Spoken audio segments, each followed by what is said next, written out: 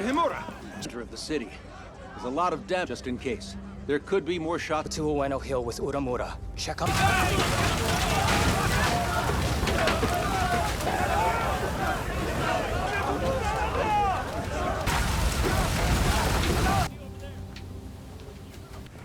What is it? That's just it. We can't... Kenshin, leave the dojo to me. You really think that little toy is going... What is it you want? Damn it! What the hell is...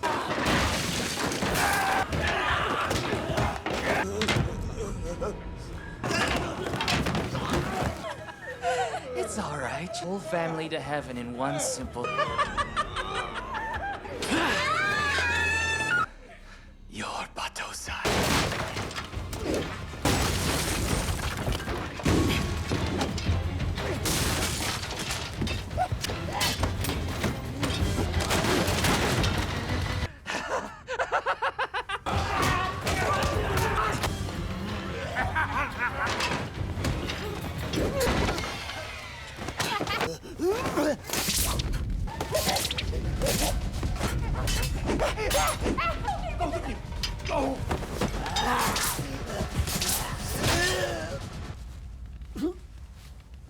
Oh no.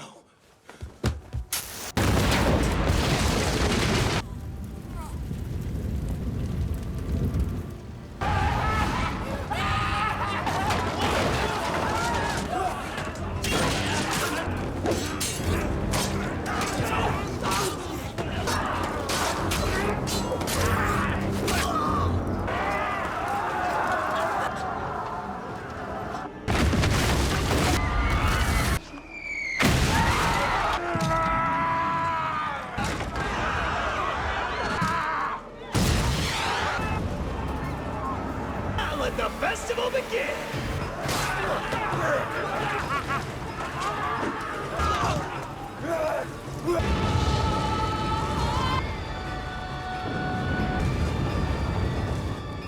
Answer me. Follow them. Who curse your name? It's your soul. Are you all right?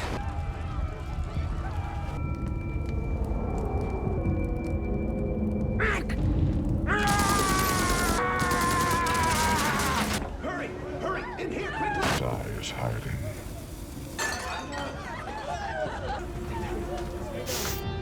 Who are you supposed to be? The law and bury their souls in dark. It is my duty to stop.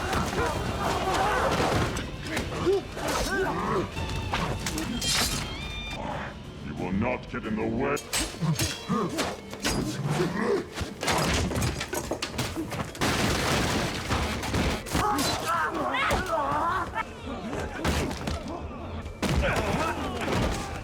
Watch and learn!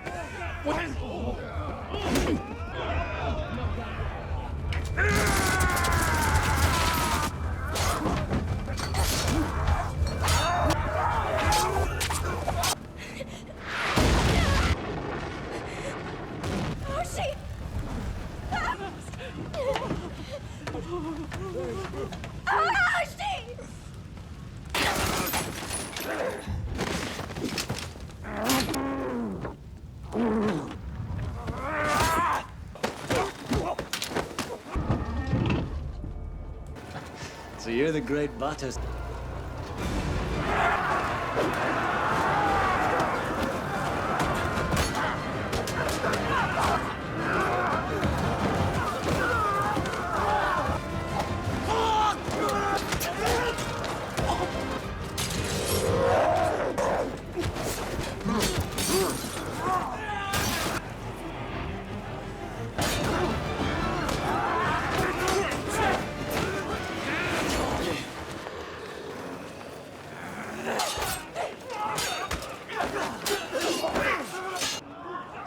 Miss Sao. Machi stands before.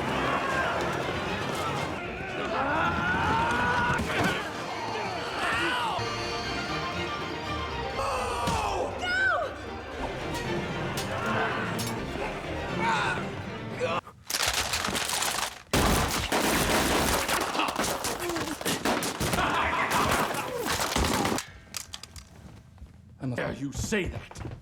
I'm here! I summoned the great... I don't believe it.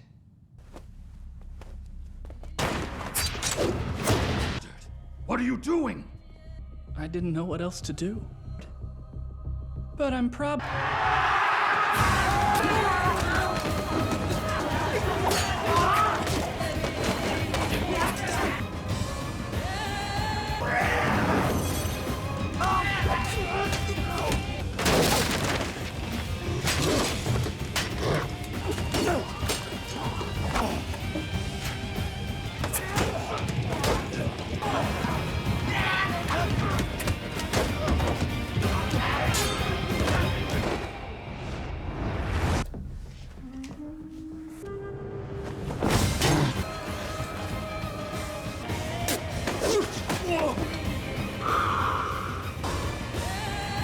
Let's go.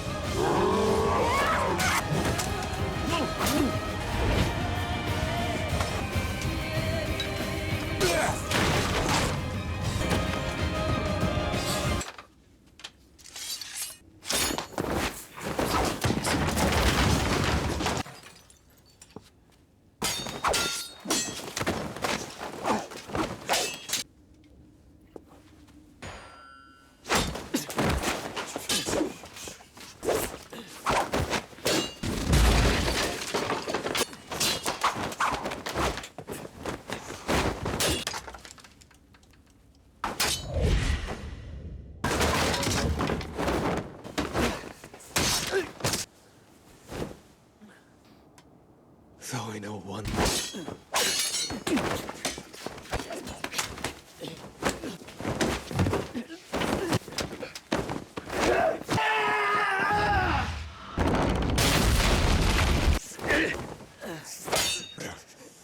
Can only be that is your only path to atone for Atosai! You weakling. For yourself, you coward! Atosai! Peace that was hoped for by our dear Enishi.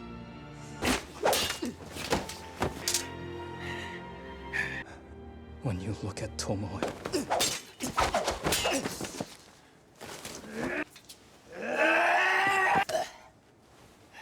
Mister is not wrong.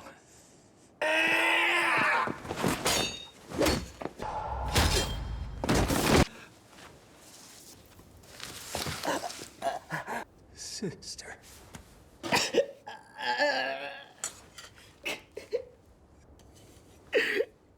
Atosai! Everyone think...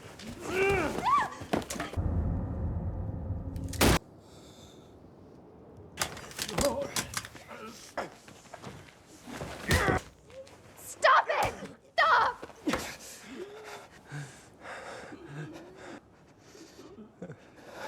Hey guys, today we're diving headfirst into the action-packed, sword-clashing world of Rurouni Kenshin the Final, the first part of the epic conclusion to the live-action saga.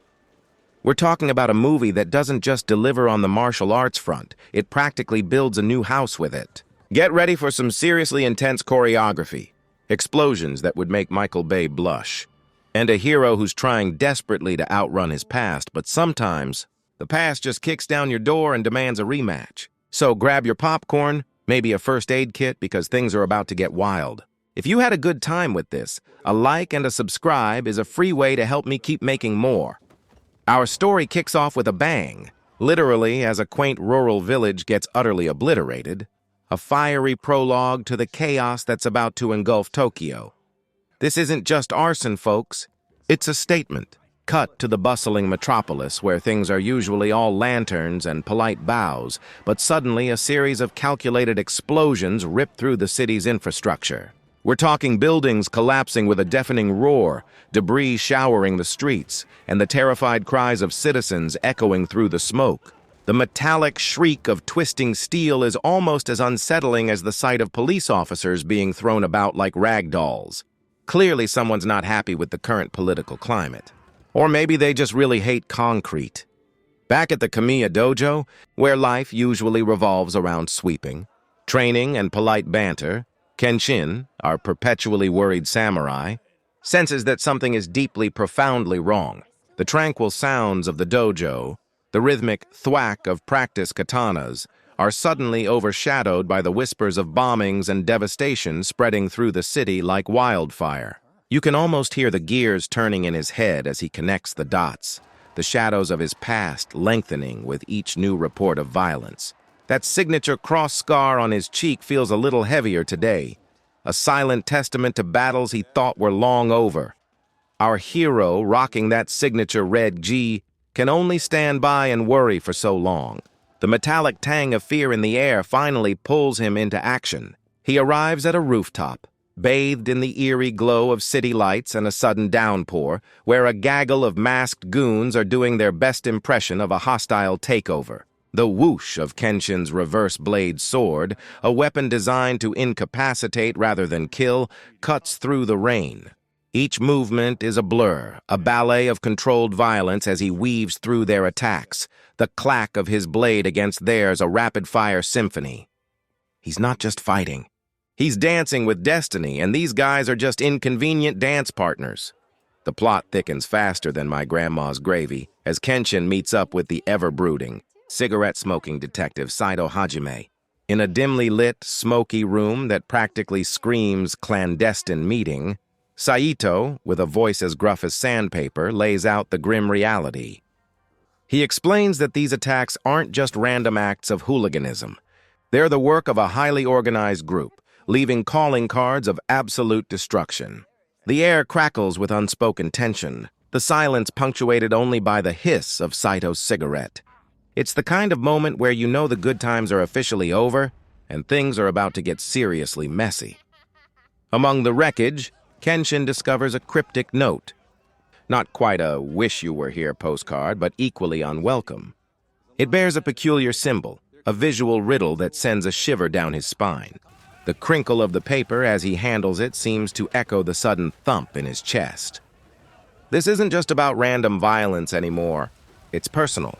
The symbol is a painful reminder of a past he's tried desperately to bury, a past stained with blood and regret. It's like finding a bad review from an old nemesis you thought you'd ghosted years ago. The realization hits him with the force of a battering ram. Someone is holding a grudge. And it's a big one. And just like that, we're plunged into a brutal flashback. A greatest hits of Kenshin's dark past as the infamous Hitokiri Batosai. The scene is a chaotic maelstrom of steel and screams, the whoosh of his blade punctuated by the gurgle of fallen enemies. A younger, colder Kenshin moves with a terrifying efficiency, each strike a lethal whisper. It's a stark reminder of the immense power he once wielded and the terrible price of wielding it. He wasn't just a swordsman. He was a force of nature, leaving a trail of destruction that still echoes in the present. This isn't just history. It's raw, visceral memory. Enter our new big bad, Enishi Yukishiro, who looks like he just stepped out of a very expensive, very angry fashion magazine. We meet him in a rather opulent yet strangely sterile lair, surrounded by a posse of equally intimidating individuals who seem to specialize in looking effortlessly menacing. Anishi's eyes, cold as a winter morning, hold a depth of hatred that's almost tangible. He speaks with a quiet intensity, his voice a low growl, outlining his meticulous plan for Jinchu, a divine retribution against Kenshin. He's not just seeking revenge. He's orchestrating a theatrical, devastating masterpiece of vengeance, and Kenshin is the unsuspecting star. The tranquility of the Kamiya dojo is brutally shattered as Enishi's forces launch a surprise attack. A literal knock-knock, who's there? Death! Moment. The peaceful clack of training wooden swords is replaced by the ominous thud of boots and the shriek of invaders. Kaoru, Yahiko, and Sanosuke spring into action, their eyes wide with determination. Sanosuke, ever the brawler, lets out a guttural roar, ready to smash some faces. Kaoru, with her fiery spirit, wields her shinai like a seasoned warrior, each whack echoing her defiance. It's a desperate scramble to defend their home, a place of peace now under siege. Sanosuke, bless his impulsive heart, doesn't wait for an invitation. With a mighty roar that probably scared a few pigeons, he charges headlong into the invading horde, his massive zanbato swinging like a rusty wrecking ball. The thwack of his blade against armor and bone is sickeningly satisfying, sending bodies careening. He's a one-man wrecking crew, a whirlwind of fists and fury, the very ground seeming to rumble beneath his powerful strides. His lack of finesse is more than made up for by sheer brute force. If Chaos needed a spokesperson, Sanosuke would be doing infomercials for it. Just as things are looking grim, with Sanosuke surrounded and Kaoru holding her own but clearly outnumbered, a familiar red blur flashes onto the scene.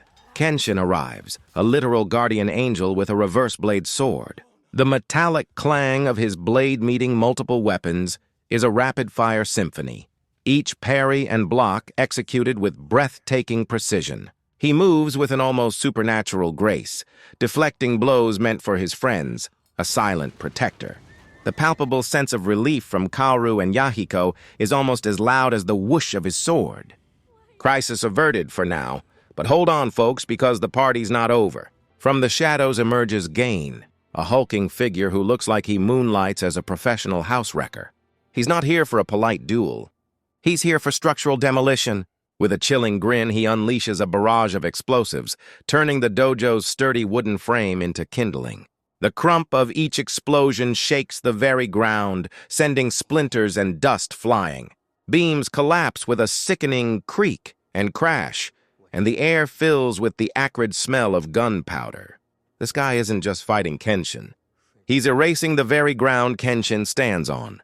Kenshin, proving that brains and speed can often outmatch brawn, engages Gain in a brutal dance of death. While Gain swings with the force of a small bulldozer, each thump of his fists capable of rearranging internal organs, Kenshin parries and dodges with impossible agility. The fight unfolds amidst the groan and shriek of the collapsing dojo, each step precarious. Kenshin's blade sings through the air, trying to find an opening, while Gain's grunts of effort reverberate through the debris-filled space. It's a clash of titans, one relying on brute force, the other on a lifetime of honed precision. Spoiler alert, precision usually wins. Eventually, no rest for the wicked, or Kenshin for that matter, as another foe emerges, Otoa.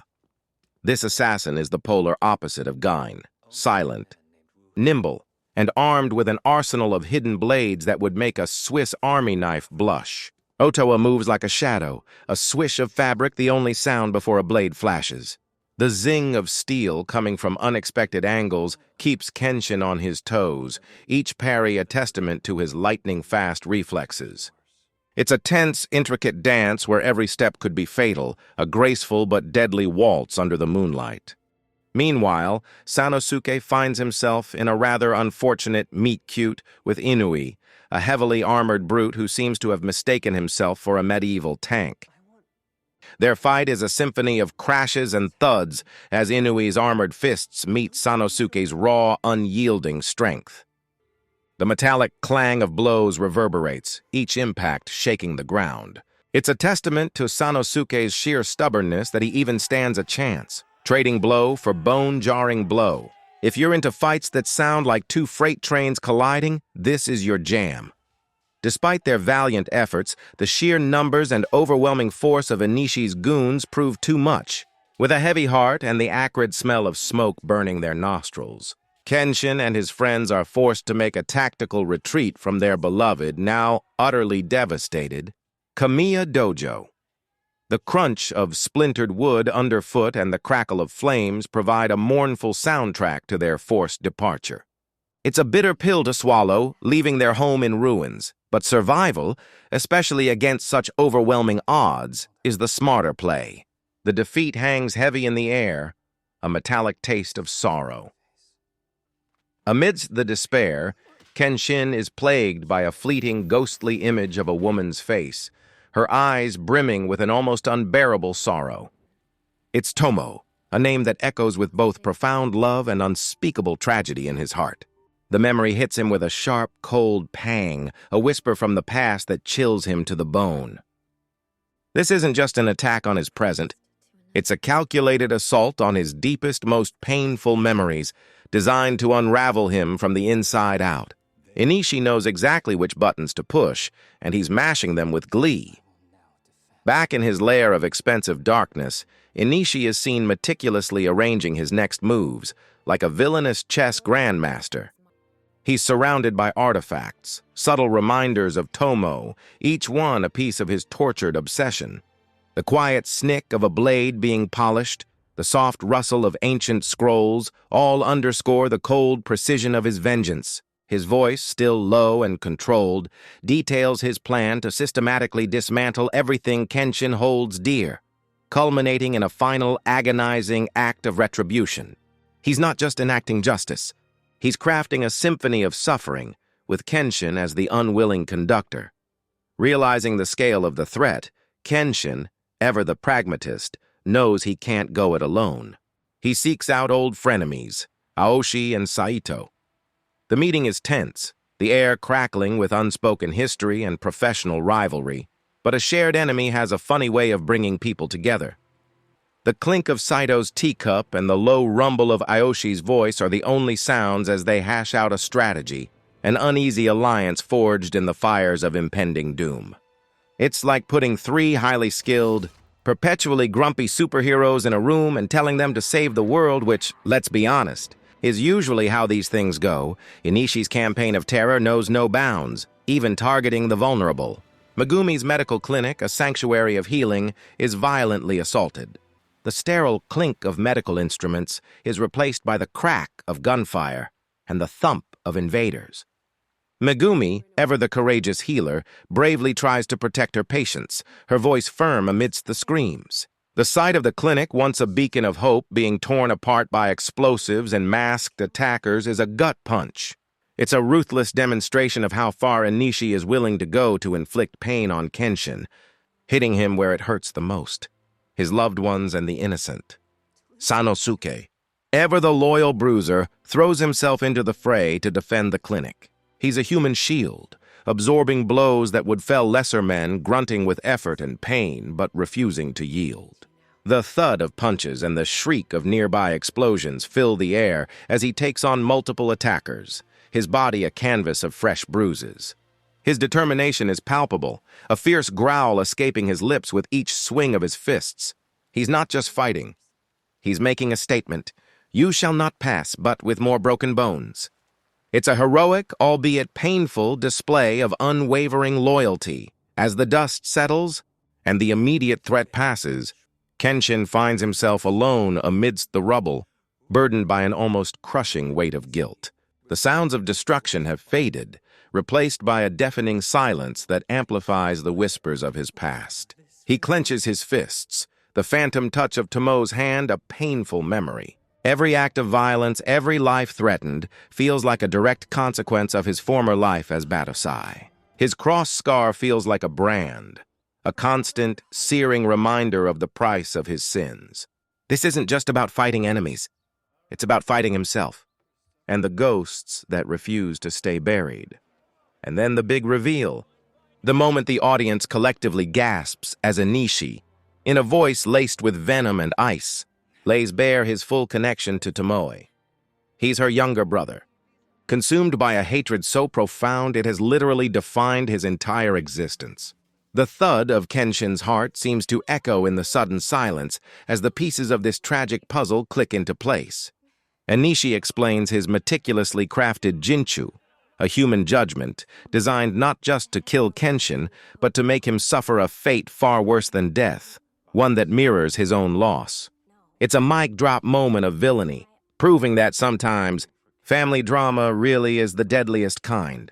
We're thrust back into the past, witnessing the agonizing moment that shaped Kenshin's entire life and fueled Enishi's revenge. It's a harrowing, almost poetic sequence where Tomoe, in a selfless act of love and protection, sacrifices herself, stepping directly into the path of Kenshin's lethal blade, which was meant for an enemy. The gasp from Kenshin, the raw anguish on his face as his own sword pierces her, is devastating. It's the origin of his iconic cross-shaped scar, a permanent searing reminder of the love he accidentally destroyed. The scene is drenched in tragedy, a quiet thump in the heart of anyone watching. A moment that makes you understand, however painfully, Enishi's boundless rage. While Kenshin is drowning in a sea of guilt, Kaoru, bless her pure heart, refuses to let him succumb. With a fierce, unwavering gaze, she confronts him, her voice ringing with clear, defiant resolve. She doesn't mince words, declaring her unwavering support, her loyalty shining like a beacon in his despair. The thump of her fist on the table, a small but powerful gesture, punctuates her commitment. She's not just a love interest, she's his anchor, reminding him that the present and the family he's built is just as important as the past. It's a beautiful moment of human connection amidst the looming darkness, a reminder that some bonds are unbreakable. The stage is set for the epic showdown. A massive, sprawling battle erupts on the docks, a symphony of steel and explosions. Cargo containers become impromptu launching pads, then splintered debris as the fight quickly devolves into glorious chaos. The boom of explosions is almost constant, reverberating through the air, mixed with the shriek of steel and the shouts of combatants. Kenshin, Saito, Aoshi, Sanosuke, and even Yahiko, each a whirlwind of specialized fighting styles, tear through Enishi's army. It's a visual feast of meticulously choreographed mayhem, proving that if you're going to have a final battle, you might as well go all out. Forget subtlety. This is a full-on war. Aoshi, the brooding master of the Kodachi, moves like a wraith, his two short blades a blur of lethal silver. He's an artist of death, each strike economical, efficient, and utterly devastating. The swoosh of his movements is almost silent, punctuated only by the clink of his blades as they find their mark, taking down multiple opponents with a chilling elegance. There's no wasted motion, no theatricality, just pure, unadulterated combat skill. It's a masterclass in silent, deadly efficiency, proving that sometimes the quiet ones are the ones you should really be worried about. His enemies just blink and they're suddenly very confused about where their weapon went. And then there's Saito, forever the stoic, delivering a masterclass in Don't Mess with the Gruff Guy. He unleashes his signature Gatotsu, a series of devastating armor-piercing thrusts that turn heavily armed thugs into impromptu shish kebabs. The whoosh of his blade, followed by a sickening thwack, is a clear warning that you really don't want to be on the receiving end. He moves with a calculated, almost indifferent precision, each strike a testament to his lethal skill. He doesn't just fight. He systematically dismantles, proving that some things, like a perfectly executed thrust, never go out of style. Even young Yahiko, who started out as a spirited but often clumsy apprentice, proves his mettle. He's no longer just a kid with a wooden sword. He's a burgeoning samurai holding his own against adult attackers. The clang of his blade, while perhaps not as powerful as Kenshin's, rings with determination. His movements are still a little rough around the edges, but the raw talent and courage are undeniable. He's putting all those years of dojo training to good use, proving that practice and a good mentor really does make perfect. Plus, he gets to hit grown-ups with a sword without getting grounded, which is a win in itself. Kenshin gets a rematch with Gin, the walking demolition man, but this time on a more open, chaotic battlefield. The thud of Gin's massive fists hitting cargo containers echoes through the docks, but Kenshin is no longer contained by a crumbling dojo. He uses the dynamic environment, leaping onto crates, scaling structures, and using his agility to dance around Gin's raw power. The whoosh of his blade is more assertive now, each strike aimed with precision to weaken the giant. It's a game of cat and mouse. If the mouse was an incredibly skilled samurai, and the cat was a very strong, very angry, slightly dim-witted brute. Sanosuke and Inui also get a second round, and it's even more of a Hulk smash fest than the first. The crash of their blows sends shockwaves through the air, each impact sounding like a small explosion. Sanosuke, fueled by a mixture of anger and stubbornness, pushes himself to his limits, his grunts of effort turning into roars of defiance. He's looking for that one critical opening, a chink in Inui's formidable armor, desperate to finally put this walking iron golem down for good. It's a testament to the fact that sometimes sheer will combined with a lot of hitting can overcome almost anything. Kenshin also finds himself facing Ottawa again, who probably gets a bonus for stealth and weapon variety. Their duel is a blur of motion, a silent dance of death where blades seem to appear from thin air. The zing of Ottawa's hidden weapons, combined with their almost supernatural agility, forces Kenshin to rely on every ounce of his heightened senses. He parries, deflects, and weaves through the onslaught, the clack of his reverse blade barely audible against the swish of Ottawa's movements. It's a high-stakes game of guess where the sharp thing is coming from next, when Kenshin is just trying to make sure it's not his face.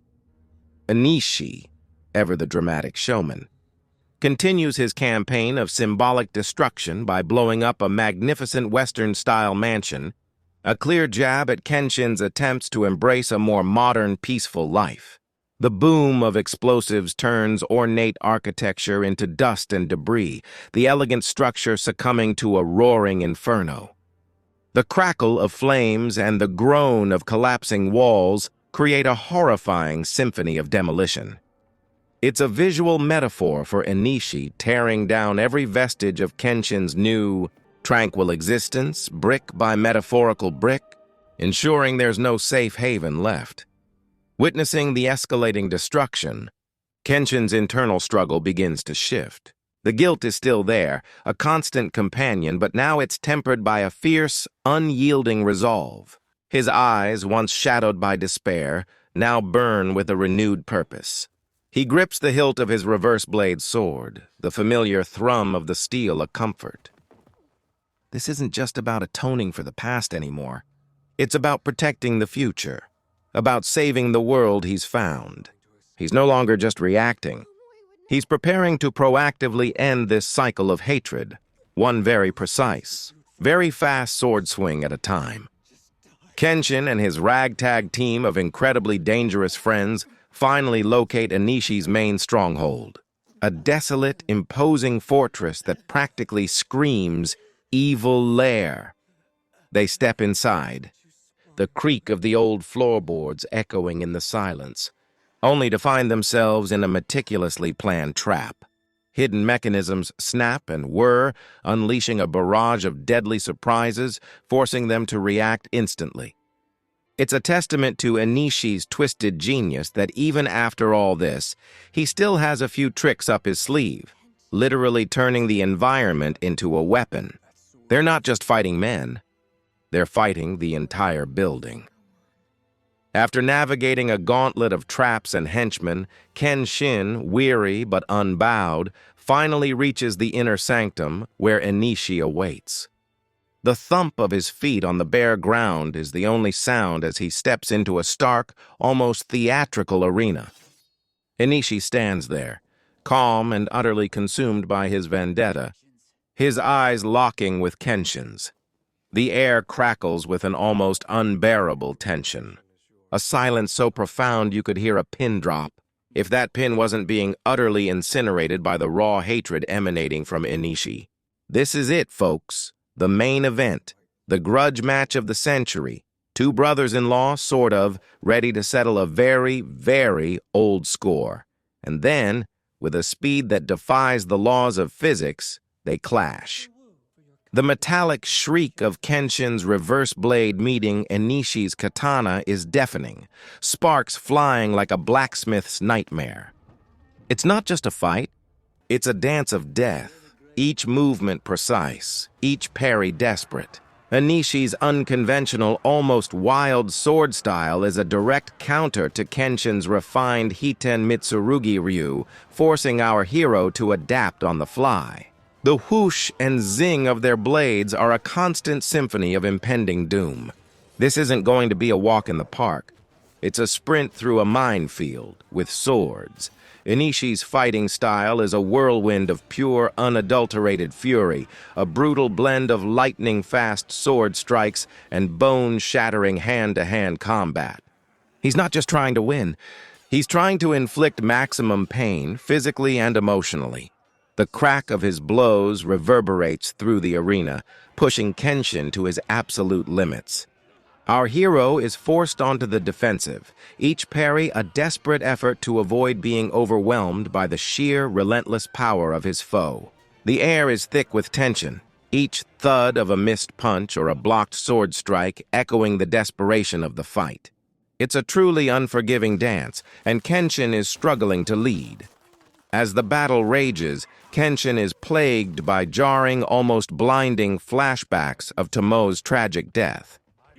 The memory hits him with a visceral pang, a sudden, sharp pain that momentarily breaks his concentration. In those fleeting moments of emotional agony, Enishi, ever the opportunist, capitalizes, landing devastating blows. The crack of his strike serves as a painful reminder, each hit a physical manifestation of Kenshin's enduring guilt. It's a cruel psychological game, forcing Kenshin to fight not only his enemy but also the ghosts of his own past, all while trying to avoid getting his face rearranged. Pushed to the brink, bloodied and battered, Kenshin refuses to break. With a guttural roar that rips from his throat, he finds a surge of desperate resolve. He unleashes a powerful counterattack, a flurry of his signature techniques executed with a raw, almost primal force. The whoosh and zing of his reverse blade are faster, more furious than ever, designed to break through Enishi's relentless assault. Every muscle in his body screams, every strike a testament to his unwavering will to protect those he loves. It's a defiant stand. Enishi, seeing Kenshin's renewed vigor, descends into a terrifying, rage-fueled frenzy. His face contorted with pure hatred, he unleashes his ultimate, most devastating techniques, a final, all-out assault designed to utterly annihilate Kenshin. The scream of his blade and the guttural roar from his throat fill the air as he moves with impossible speed and power. Each strike is meant to obliterate, to erase Kenshin from existence. It's a terrifying display of raw, unrestrained power and a desperate final push to fulfill his twisted prophecy of vengeance. This isn't just a fight anymore, it's an execution in the making. In a horrifying, stomach-lurching moment, Enishi's final, brutal assault connects. There's a sickening thud, and Kenshin, our seemingly invincible hero, is struck down, falling motionless to the ground. The sudden silence that follows is deafening, broken only by the mournful whistle of the wind through the ruins. Dust settles, obscuring the grim tableau, leaving us with a crushing sense of despair. It's the kind of cliffhanger that makes you want to throw your popcorn at the screen, a gut-wrenching moment where, for a terrifying instant, it seems our hero has finally met his match and lost everything. And then, in a twist of agonizing cruelty, Kaoru, desperate to protect Kenshin, rushes into the fray, only to be brutally impaled by Enishi. The gasp from Kenshin is ripped from his throat, a raw, guttural cry of despair. She falls into his arms, her life ebbing away, the thump of her body against his a devastating weight. It's a scene designed to rip your heart out, a cruel mirror of Tomoe's death, fulfilling Enishi's twisted prophecy. The soft sigh of her last breath, coupled with Kenshin's heartbroken scream, is a moment of profound, soul-crushing tragedy. This is a villain who knows how to make you feel the pain. Kenshin, utterly shattered, cradles Kaoru's lifeless body, his face a mask of unimaginable despair. The world around him seems to fade into a blur of sorrow, the sounds of battle replaced by the deafening silence of his grief. Tears stream down his face, each one a testament to the love he has lost, the future that has been brutally stolen. He lets out a primal, heartbreaking wail, a sound that speaks of profound loss and total brokenness. It's a moment so raw and painful, you can almost feel the physical ache in your own chest. Enishi has achieved his goal. Kenshin is truly, completely broken. In the devastating aftermath, Kenshin, a shadow of his former self, wanders aimlessly through a desolate, fallen village, a physical representation of his internal landscape. His steps are heavy, devoid of purpose, the scuff of his feet on the dusty ground the only sound. His eyes are hollow, reflecting the complete loss of hope that has consumed him. He's a broken man, a warrior without a fight, a soul lost in a personal purgatory. The once vibrant whoosh of his sword replaced by the mournful whisper of the wind through the abandoned structures. It's a stark, heartbreaking image of a hero completely undone. Even in Kenshin's darkest hour, some bonds refuse to break. Sanosuke, bruised but resolute, tracks down his broken friend. He approaches Kenshin with a gentle firmness, his usual brashness softened by concern. The thump of his hand on Kenshin's shoulder is a quiet gesture of unwavering loyalty, a refusal to let his friend drown in despair. Sanosuke's presence, a steady anchor in the swirling chaos of Kenshin's grief, reminds us that even when the world seems to end, true friendship endures. He might not always be the sharpest tool in the shed, but his heart is absolutely gold-plated. Just when all hope seems lost, a revelation hits us like a ton of bricks made of pure plot twist. Kaoru is alive. Her death was an elaborate, cruel ruse orchestrated by Enishi, a twisted puppet show designed to utterly break Kenshin. The gasp from the audience is almost audible as the truth is unveiled, a shocking wave of disbelief followed by a powerful surge of hope. Kenshin's hollow eyes slowly widen, a flicker of light returning. It's a moment of profound emotional whiplash, turning despair into cautious, almost unbelievable relief. Turns out, Enishi's a great theatrical director, but a truly terrible human being. With the shocking news of Kaoru's survival, Kenshin reawakens. The burden of guilt, though not entirely gone, is now replaced by a burning, resolute purpose. He stands tall, his eyes no longer hollow, but blazing with a fierce, unwavering determination. The clink of his reverse blade as he firmly resheathes it is not just a sound, it's a statement. He's no longer fighting ghosts. He's fighting for the living, for the future he almost lost. The warrior is back, not just to seek revenge, but to protect, to prevent further suffering, and to finish this twisted dance once and for all. Enishi is about to get a very angry, very skilled visit. As the first part of this epic saga concludes, Kenshin and his steadfast companions walk towards the rising sun, a symbol of new beginnings and unwavering hope. The crunch of their footsteps is steady, unified, a testament to the unbreakable bonds they've forged through fire and tragedy. The air, no longer thick with despair, carries a whisper of renewed purpose. While the battle isn't over and the path ahead promises more challenges, Kenshin is no longer alone, no longer haunted. He's found his resolve, rekindled his spirit, and stands ready to face whatever comes next, not as Batosai, but as Kenshin, the wanderer, the protector.